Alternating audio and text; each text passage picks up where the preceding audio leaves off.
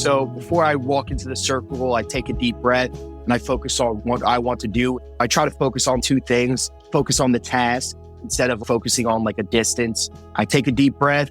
I walk into the circle. I say, all right, I want to keep my right arm up and relax throughout the throw. That was the voice of Eric Favors, world-class athlete and Irish record holder in the shot put. And I'm Martin Nutty. And I'm John Lee. Welcome to our latest Global Irish Nation conversation here on Irish Stew. This episode is sponsored by Shantella, your all-in-one business launchpad in the United States. Committed to excellence and execution, Shantella helps enterprises enter or expand in the U.S. market through bespoke project management and strategic planning solutions. Create and realize your vision with Shantella, where they invest their passion in your future success. To learn more, go to shantella.space. Yes, .space. It's a thing. Hey, welcome back, everyone, to Irish Stew. Looking forward to another great episode here. Good guests today, something different. Martin, I'm going to let you take it away. This is really in your field. Indeed it is, John, and I'm delighted to have our next guest on here. But just to set the stage, on Friday, August 2nd, this year, 32 giant men will enter the Olympic Stadium in Paris to compete in the shot put. Their event is a feat of strength, speed, agility, and technique. And to be the very best in the world, athletes need to hurl a 16-pound ball over 21 meters, which is a shade under 70 feet if you like old-style measurements.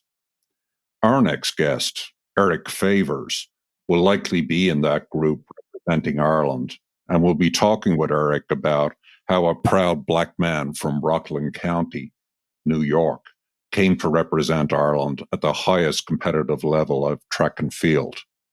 Eric has twice represented Ireland at the World Track and Field Championships and is currently ranked 34th in the world in his event. And with all that, I'm delighted to welcome Eric Favors. So Eric, just to kick this thing off, what I'd like to ask is simply, what don't people get about the shot put? What don't people get about the shot put? I would say that a lot of people don't understand that it's just like watching it. You think that it's like a lot of like brute strength, but it's a lot about like technique, finesse. It's not. You don't want to get into a shoving match with the shot put because the shot put will always win. Putting unnecessary stress on like your hand, your fingers, your wrist. A lot of young guys will just try to grab it and throw it as far as possible, possibly throwing it like a baseball or something like that. It's more of yes, you have to develop a lot of strength, a lot of power, but it's like you have to do it the right way. So it's a lot of finesse and technique. So I feel like that's what a lot of people don't understand about the shot put. Yeah, and just as a point of clarification for our listeners, the ball itself weighs 16 pounds or 7.25 kilos for those that are kind of more metrically inclined. So if you ever go to a bowling alley and take that big ball off there, yeah, that's exactly the same weight. Same exact weight. But it's a bit smaller, right? Yeah. I remember as a kid trying to pick it up for the first time as like a 12-year-old and not actually being able to grasp it with one hand and lift it off the ground. So it's kind of funny when you kind of show people it the first time, they're like, holy cow, this thing is heavy. So what I wanted to do is tell us a little bit about your background. You grew up in Rockland County, which is just north of New York City. But talk to us a little bit about that background story. So I grew up in Rockland County, stayed active when I was younger, tried a bunch of different sports, had a bunch of different experiences. It was really cool, a lot of opportunities, and got to work with people like Patty McGrath and people around in the track and field space when I started to specialize in just track and field. But I grew up doing American football, baseball, actually ran cross country, American lacrosse, wrestling. I did a bunch of different sports and just tried it, but I feel like track basically chose me as soon as I started getting better and I started getting passionate about the sport. And yeah, so I kind of led into that field. When you were growing up in Rockland County, did you run into Irish Americans all over the place? It's a big enclave for Irish people. Oh, of course, of course. So like, yeah, it's funny because like my grandmother, she moved to Rockland County, years ago. She lived in New York City, moved to Rockland County, and she said that she didn't want to. There was like a town called like Pearl River, very very Irish, and she said she didn't want to move there because she would know every single person. So she moved like a town or away, but you know the Irish community in Rockland County is very, very strong. Yeah, and your grandmother, I think, comes from Ballina and Mayo. Is that correct? Yeah. Yes. Born and raised there. That's the same hometown that Joe Biden likes to lay claim to as well, you know? And yeah, my grandma makes sure to let me know that all the time. Every time I see her, she's like, yeah, Joe, the president, came from that area as well. So it's pretty cool. Just curious, from what I'm reading about your background, I understand you're actually a highly rated football player in high school. Now, there's an economic incentive here. Let's say football players tend to, certainly tend to be more famous and certainly tend to make more money. So why go to the shot put? Because that is not a path paved with gold economically. So talk to me about that decision. Yeah. So, like I said, I played American football growing up. And I mean, honestly, that was one of my favorite sports. But then I don't know what made me switch, but I got recruited, but it was like smaller D1 schools. And then when I was getting better in track and field, I started getting heavily recruited. So I had schools come to my house, and it was a little bit different just because in American football, like they wanted me to go to camps. They wanted me to do a lot of stuff, but with track and field, they were coming to me. And I took that as a sign. And I don't know, at my senior, my junior year, I've been doing track since 8th grade, but each year I kind of just got a passion for it. And I feel like it was the best decision that I made. Like, I feel like American football, I kind of just grew up doing, but I feel like track and field is a decision, like, to pursue it. It was my decision. So that's kind of like why I basically just chose the path of track and field. It chose me. What was your position in football? So I was a D lineman. So I was like a nose guard. So basically the same exact thing as a shot put. Yeah. To try to generate the most force. Yeah. And then we were actually talking about that before we get on, how people don't realize how quick you need to be a shot putter and how quick you need to be off the line. You may not be quick for a long period of time, but you got to have an explosive burst. But also it's a different mindset now. You've gone from the team sport to the solo sport. Was that part of the appeal, or was that something you had to kind of cope with? It's you alone in the ring. Yeah. I honestly love that part just because my senior year, I feel like a really good football team because I started my freshman year and then we got like one sections, and then we went back to the championships like 2 years after that. And then my senior year, we weren't that good. And then I just felt like, I don't know, I felt like I was getting better, but the team wasn't getting better. So I just figured, all right, individual sports, it's all up to me. It's like they're calling my name to walk into the circle. The tape measure never lies. And that's why I really loved the track and field. So we mentioned actually Paddy McGrath in the course of our conversation, and we've had the actual pleasure of hosting Paddy on the podcast under his guise as a hammer throwing coach. Obviously, you're not a hammer thrower, you're a shot putter. So talk to me about that relationship, and I believe that is also tied to the fact of how you became more Irish, so to speak, and ended up representing Ireland. So tell us that story. Yeah, so it's actually really funny. I was competing locally at like a local high school, and I remember because Patty also coached in high school, and he would come to the meets, always come up to me, and he was like, because I never had a coach in high school, and he came up to me, he was like, I had these things on Sunday.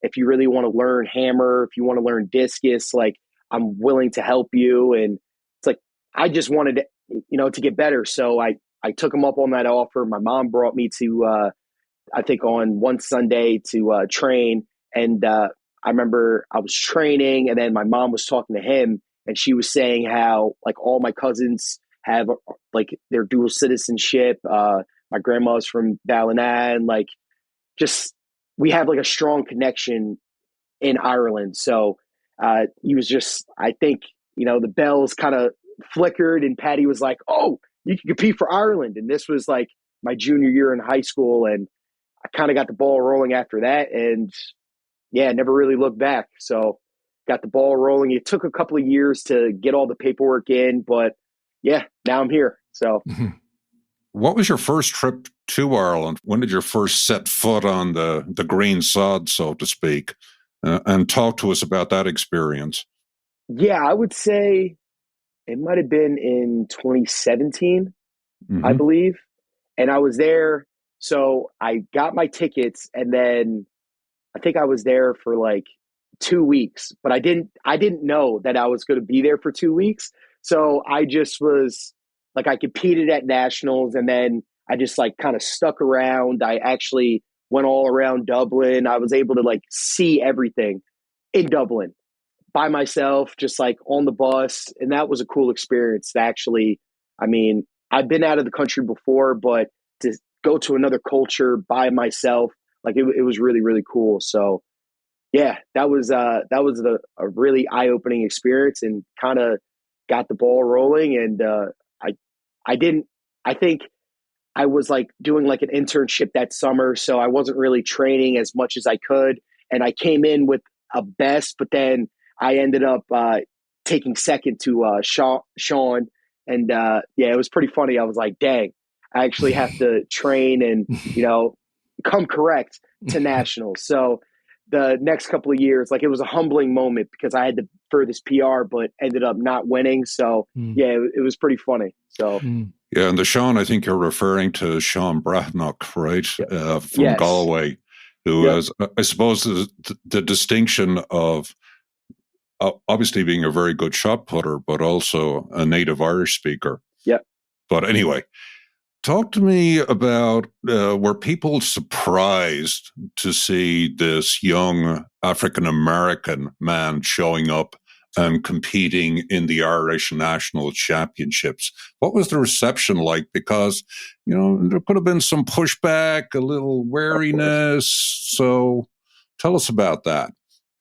Of course. I mean, I would say they were exactly what you said, like me coming out of nowhere, really, and just like I had a personal best, and then I didn't perform at the time, and then they're like, "Who is this guy?" Blah blah blah. But yeah, it was pretty fun. I mean, it was funny in that sense. But yeah, I mean, now that I go back every single year, like, it's more welcoming, and I built relationships. So yeah, I mean, it's fine now, but I feel like people understand that. I mean, I'm from New York, but it's like I grew up in like a very Irish, like, heritage, and Irish family. So it was pretty funny like that. But it's like New York is basically like an addition to Ireland. So I think people understand that aspect. And of course, Ireland's changing rapidly too. I just came back from Dublin. It's incredibly cosmopolitan. I heard so many languages being spoken as I walked down the street. I wanted to ask you about, you were saying like how your first appearance at the Nationals, if I'm saying it correctly, was a bit of a wake up call for you. Yeah. And I was watching some of your videos, and you talked. This was in reference to an injury you had, but the idea of turning a setback into a stepping stone, that made an impression on me. And it sounds like what happened here. Must be a lot of setbacks on your trail. Of and you course. must need a lot of stepping stones. So maybe you could talk a little bit about, overcoming those challenges. Of course. What's the mindset there? Yeah, of course. I mean, every single thing that I go through is just, I take it as a learning lesson. I know that with a journey of becoming one of the best shot putters in the world, it's just going to be ups and downs. There's going to be trials and tribulations, but the way that you handle it and your mental aspect is just so important. So that's how I take every single lesson. I'm built for anything thrown my way, and I'm just going to keep on pushing along and keep going because I love the journey. I love the process, and I believe in my ability. So that's basically why you sit with the stepping stones. And yeah, so it all comes full circle. And I see it looks like it's hard now, but zoom out and then you can see the bigger picture and the journey that you're going on. So that's how I take it and my mentality of everything. So in the event, at least when I competed in it back in the last millennium, there was a premium placed on being big and tall. I'm 6'4". You're not quite there. 5'11", as I understand. So talk I'm still to me. growing, though. You're still working on it. Yeah. I'm shrinking. Yeah. So talk to me about, in a world basically dominated by giants, the world record holder, Ryan Crouser, is 6'7". You're 5'11". How much of a disadvantage is that? Or is it a disadvantage at all? Well, the number 2 guy right now is basically 5'11" as well. So shot putters come in all shapes and sizes. You have to just find what works best for you. It's like if you lack in height, you have to gain it back in, some weight, maybe put on a couple of pounds, but your technique has to be up to par. You have to do things correctly, but there is a way around it to compete with, the top dudes in the world. But I mean, the number 1 guy is strong. He has all the attributes, but yeah, I mean, he's lost before though to the number 2 guy, and it's, yeah, that's just what it is. Shot put is, it's funny like that. It's like it comes in all shapes and sizes. So, yeah. Could as I mentioned before we get on, that I have been inside the circle. I was a shot putter in high school that aspired towards mediocrity. I never quite achieved that. But I do know what it's like. I used the old glide technique to get across the circle. But take us inside the circle. I think you've got 30 seconds to make it happen. Yeah. How long is it from the time the ball goes up to your neck to the time you launch it? Is that 2 seconds? Is it? Yeah, not even. A second and a half? I mean, what's going on in the circle? And then what's going on once you are launching that thing? Once you are really in your motion? Is there time to course correct? You realize you're slightly off, or is it just muscle memory at that point? So I would say it's like a combination of things. So before I walk into the circle, I take a deep breath and I focus on what I want to do in the circle. So I try to focus on 2 things, focus on the task instead of focusing on a distance. So I take a deep breath, I walk into the circle, I say, all right, I want to keep my right arm up and relax throughout the throw. So the 2 things that I work on. So I think of it as a checkpoint. So I hit those 2 things and then everything else kind of just happens. So it's more of muscle memory, just of the reps and sets that I've been doing throughout the week. But if I hit those 2 things, I'm going to hit positions to have the ball fly. So yeah, it's very fast though.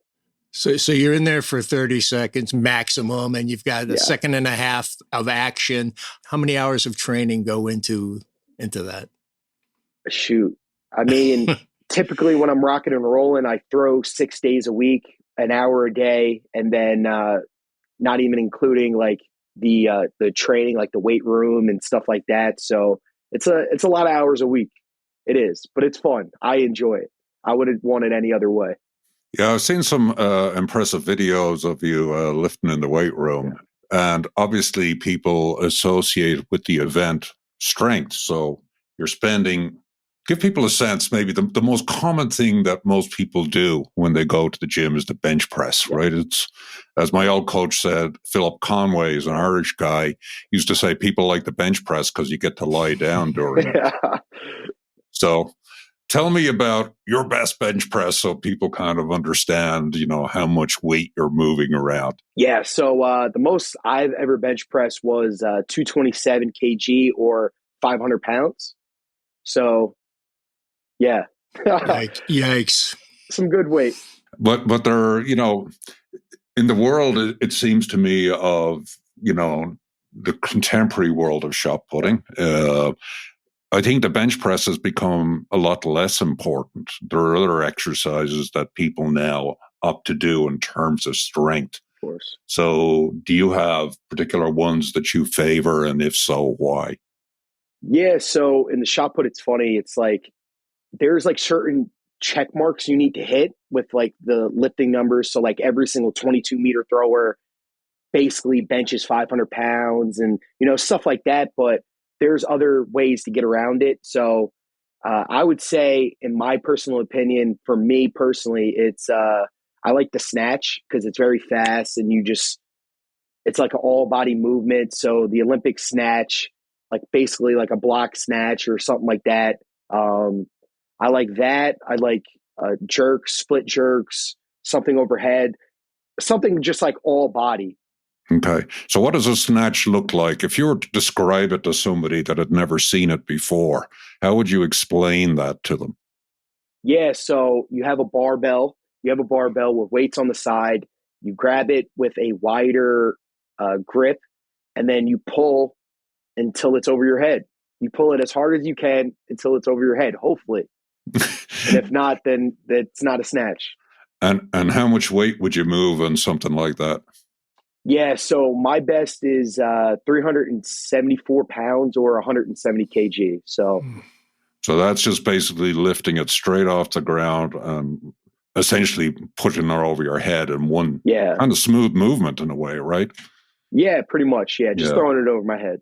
Yeah, that's how I think about it. Yeah, okay, that's fairly impressive. We're talking about strength here and power, and I sometimes I think of this shot as like a howitzer, propelled into the sky. But I was watching your videos. I mean, you've got some nice footwork going on there. I think if you had gone a little bit differently in your career, Irish step dancing would have been definitely in your comfort zone. No, I mean the footwork looks really important. Oh, absolutely. And it's funny it's funny that you said that because I was in like an Irish bar for St. Paddy's Day, and I was watching the people with the high legs, and I'm like, oh my God, I can't even imagine me trying that. But yeah, I mean, it's very similar to, dancing. So actually, when I'm in Dublin, I stay with a club mate, and we actually go to dance classes. It's very applicable. It's the same thing. I mean, to be able to move and control your body and like a rhythmic movements, it's really important. Yeah, that's cool. I was really impressed with that. I mean, I think it's most of the time you're looking at the upper body, but there's a lot going on down below that's really, you can't just be muscle bound. You need a hell of a lot of agility. Oh, of course. Yeah. It's all in the legs and separation from the lower body to the upper body to the lower body, holding tension. It's a lot like that, but yeah, it's nice. So we talked about your strength, but there's also speed. Yeah. How do those things relate to each other, and do you do kind of speed specific training? Yeah, I would say once a week we do, or basically twice a week. It's like we have like a speed workout. So like later in the week, we'll do like fast Olympic lifts. We'll do jumps. We'll do sprints. We'll do stuff to keep us like snappy. So it's like a combination of strength in the beginning of the week, and then once the week gets later and closer to, say, competition, that's when we're firing and we're trying to be fresh as possible. So yeah, we do a lot of speed stuff. Nothing too long. Well, all this requires a lot of fuel and the right kind of fuel. And I was watching one of your videos. I was like, how many eggs is he eating there? So tell us about, keeping the weight you need to keep and how you do it the right way. Yeah, of course. So my diet has drastically changed since university. I feel like in university I was eating anything, but now that I pay for my own food and I make every single meal. I don't have the luxury of chefs cooking my meals anymore. So yeah, I have a hard time with maintaining weight and keeping weight on. So if it was up to me, I would probably be like 250, but I have to, keep my weight up. I have to eat a lot of eggs a day. I think I eat 5 a day with hash browns, yogurt, protein waffle, and then moving into like lunch, it's 2 cups of rice, like 10 ounces of ground turkey, broccoli, and then, same thing at dinner, 2 cups of rice, uh, 12 ounces of chicken, and then broccoli. And then that's not even including like the protein shakes, the snacks that I have to have in order to maintain. So I eat up to like 5,000 calories a day, a lot of chewing. I'm not hearing potatoes in there, Eric. So I keep it basic and just do rice. Honestly, I'm sick of rice, so maybe potatoes will be next week. One of the things that I enjoy about what you do is you're very active on YouTube, and talk to me about the role that YouTube has played in your life. Okay, because there seems to be 2 aspects to this. As a shot putter, your experience would have been very different from mine because YouTube you can mine to kind of learn more about the event. That is one aspect. But you also use it to kind of talk about your career as a professional shot putter. So tell me about the role of all that. How do you see that? How useful is it to you? Yeah, so I believe it's very useful. It's a way that I could just, let's say 10 years from now or 20 years from now when I no longer throw, like I'm able to look back and see what I was doing, my mindset. So when I was looking up, so there was big shot putters back in the day, like Adam Nelson, Reese Hoffa, John Godina, just like a lot of like old shoppers back in the day.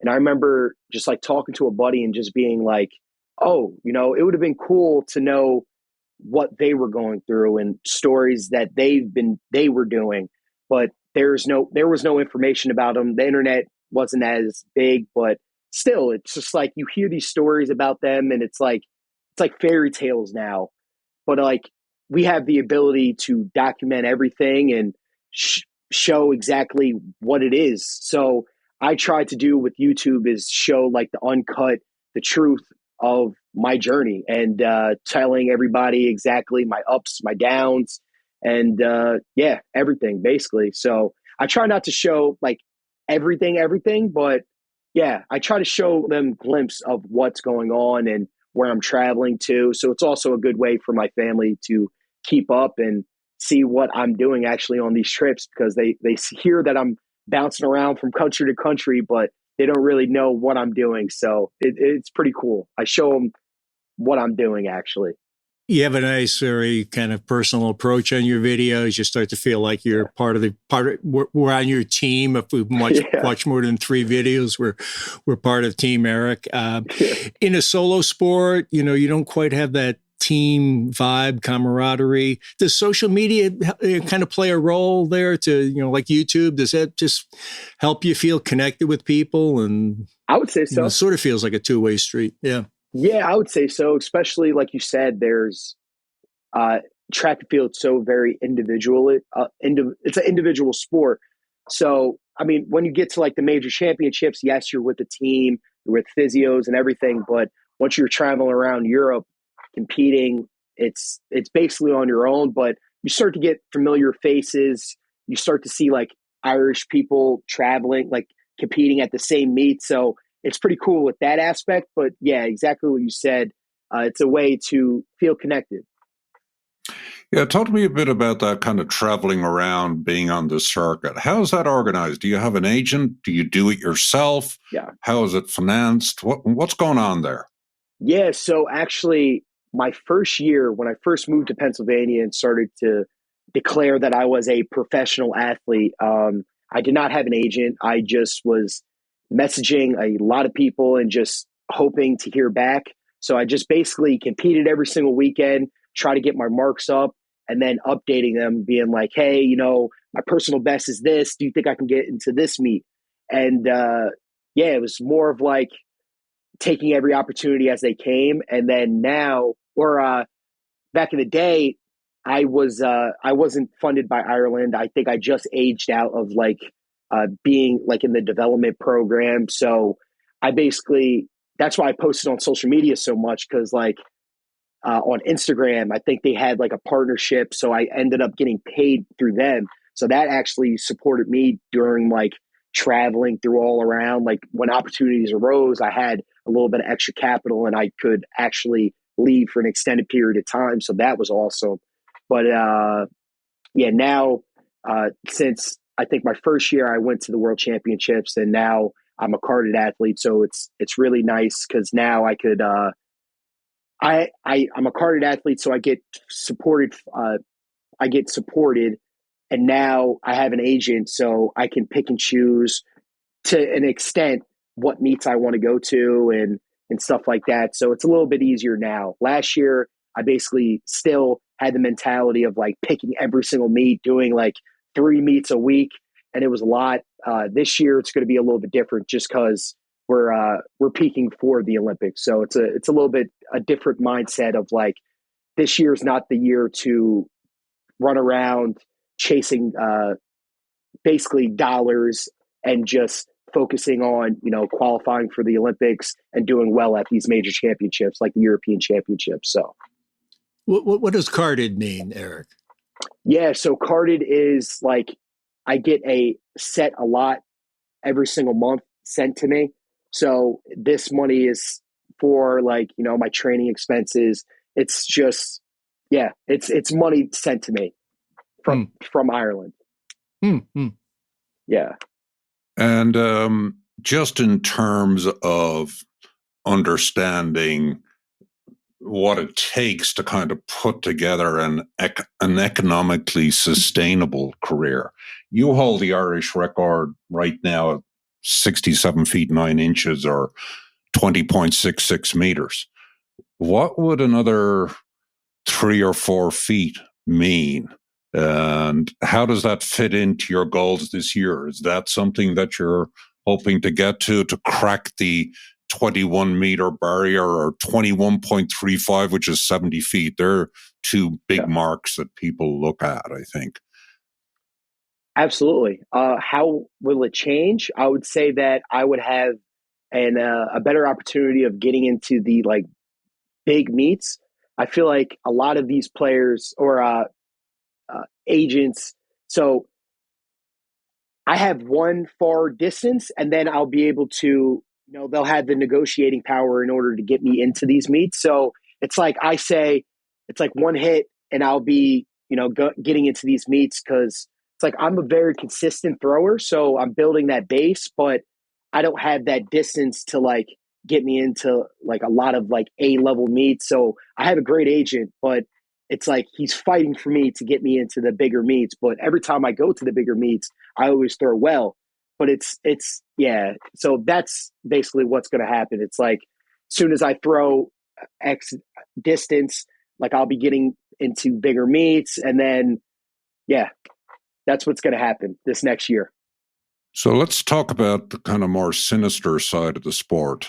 Certainly when I was competing in the 1980s, steroid abuse was rampant. Now, it strikes me as an observer of track and field for, 40 or 50 years at this point in time, that the drug testing regime in track and field is probably an undertold story in the sense that it is rigorous. So how does that manifest itself in your career? What does it mean to compete on the international scale and be compliant with that? Of course. I mean, I take it as it's a part of my job. It's a job requirement.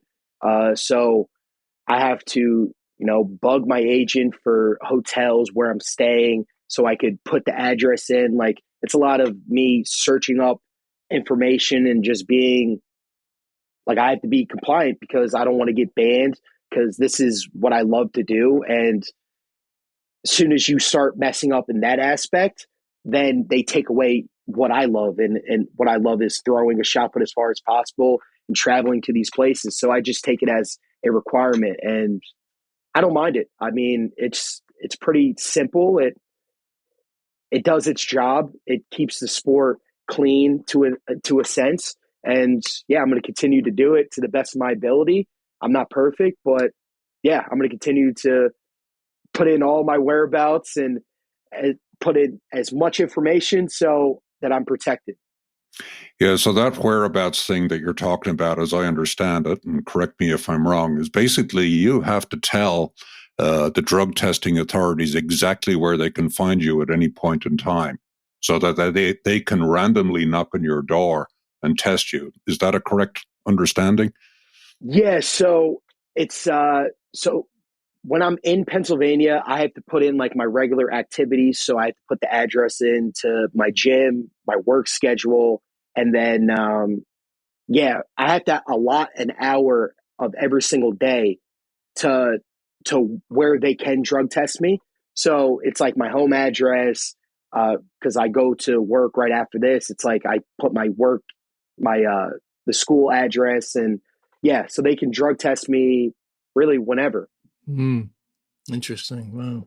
Within the community of throwers, are there friendly rivalries? Do they shot putters diss the javelin throwers? At the end of the day, we're all throwers. We're all the awkward stepchild. It's like we're the shot put is the premier event for throwing, but we're still throwers. If that makes any sense, we're still like not sprinters. We're not 100 meters. We're not 200 meters. So we're not the big tickets anymore. I feel like back in like the early 2000s, the shot put was a premier event, but unfortunately now it's not.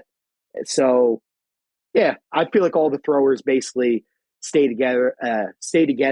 But at the end of the day, there is still some tension because everybody wants to be the best, and that's what you need to be. But I have my few that I really like, and my mentor Joshua Awatunde, and yeah, that's what it is. So talk to us about maybe what you would think if you were an administrator of the sport about elevating the profile of the event. What would you like to see that would, you think, maybe bring the event to more people's attention? As you mentioned, you're not a sprinter, which is the glamour event of track and field, nor, a miler, even though I kind of question, those skinny guys as being glamorous at all. But you tell me. Yeah, I would say for them to actually show more personality. I feel like back in the 2000s, they were very like showmen. So they were like, getting the crowd involved. They were basically it was like a wrestling. It felt like more wrestling than throwing.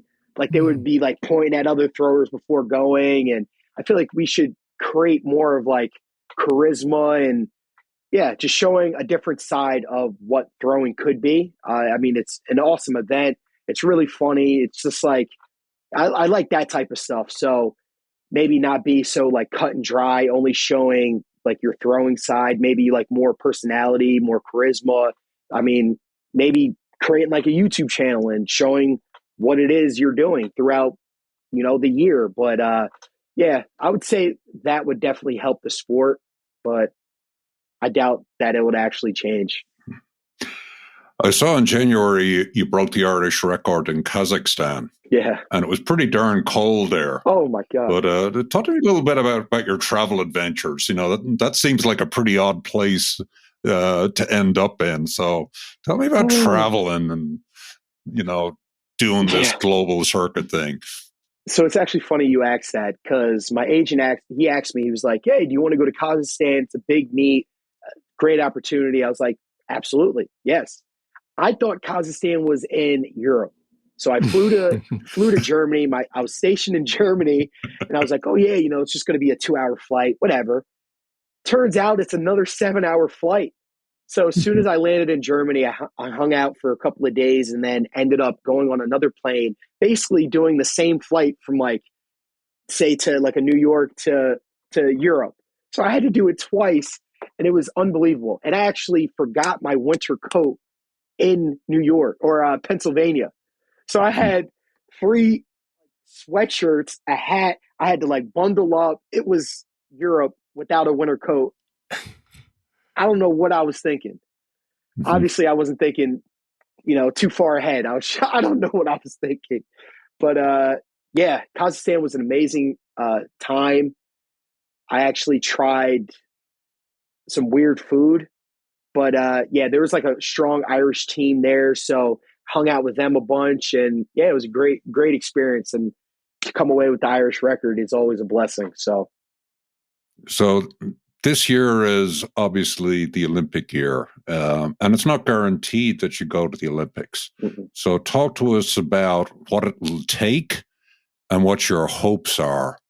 What would, if you get to, when you get to the end of 2024, what would constitute in your mind a successful year?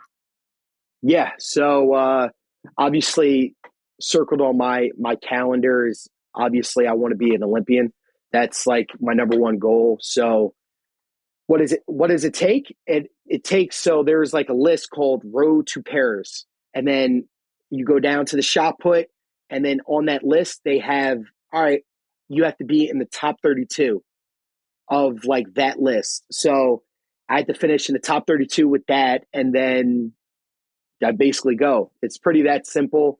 I'm not sure exactly what my ranking is. I got carried away last year in trying to chase for a ranking point, but for me this year, I kind of just bring out the best version of me every single opportunity I get.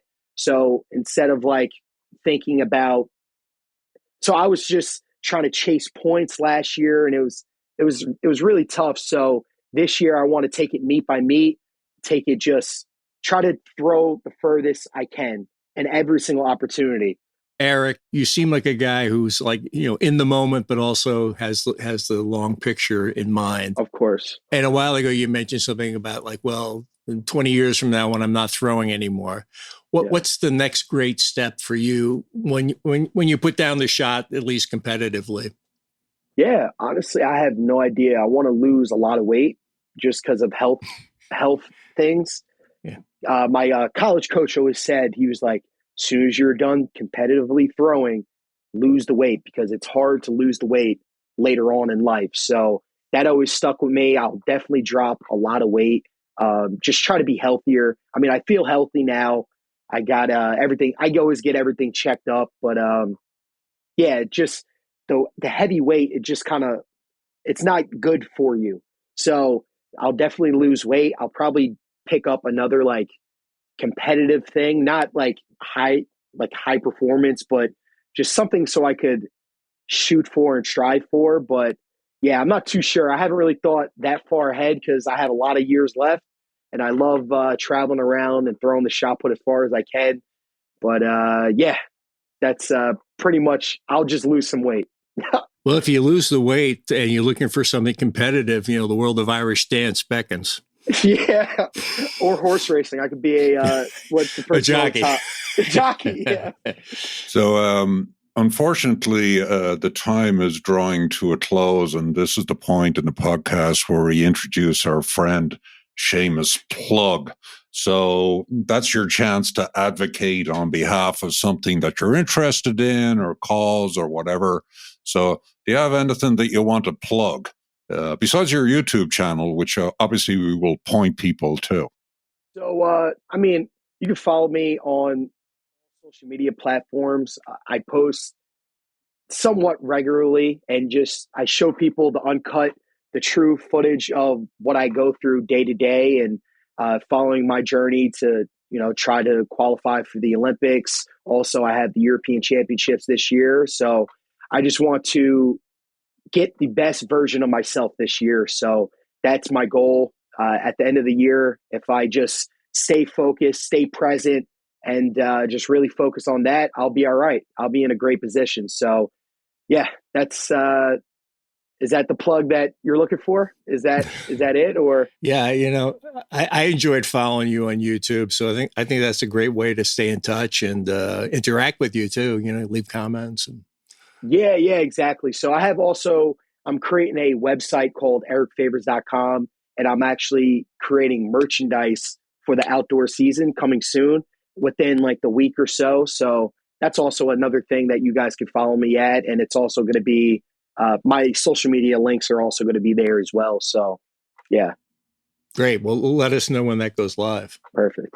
And when is the opening event of the outdoor season for you? Obviously, we talked about you being in Kazakhstan and the indoors, so outdoors is a little bit different. So, of course, when are you starting up? So, starting up actually this Sunday. This Sunday, I have a home meet, so I'm excited to get going. And then I compete Sunday, and then the following Saturday. So, outdoor season is picking up. And are they both local to your Pennsylvania lair? Yeah, so the home meet is on Sunday, and then I go to Arizona for like the Tucson. It's basically a throwing meet for like all the athletes in the United States. It's like one of the biggest throwing meets. So I'll go to Arizona, and then I'll chill for like 2 weeks, and then I head over to Germany for like my European tour season. And so with that, ladies and gentlemen, I'd like to thank Eric Favors on behalf of myself and John and all our listeners. Appreciate you taking time out from your busy schedule and giving us some insight about what it takes to be a world-class track and field athlete, specifically a thrower and a shot putter. So we look forward to monitoring your progress in the upcoming season and wish you, obviously, the very best of luck in your endeavor to go to the Olympic Games and compete with the rest of the giants. Thank you very much. It was an awesome time. Hey, John, really enjoyed that conversation with Eric Favors. And what comes through to me was his warmth. A lot of times, athletes, they're not that media savvy. They don't communicate particularly well or even come across as relatable. And Eric was really good at giving us that inside vibe about what it takes to be a world-class athlete and what it'll take to get to the Olympic Games. So really interesting dive into his world. He's also, along with the warmth, a great attitude comes across. And you can see he's focused, he's in the moment, but he's looking ahead and he's ready to course correct. He talked about chasing points last year. That's not going to be his approach this year. He's looking to improve. He knows where he is right now, and he's just got a great vibe. And the YouTube channel and his other social media is a great place to get more of Eric and his warmth and his positive attitude. Yeah, so just look out for that in our show notes. So anytime we put out an episode, there's lots of links to all our guests. And of course, you can always find full details on any episode by visiting our website, irishstewpodcast.com. We'll see you there, or we'll see you on your headphones.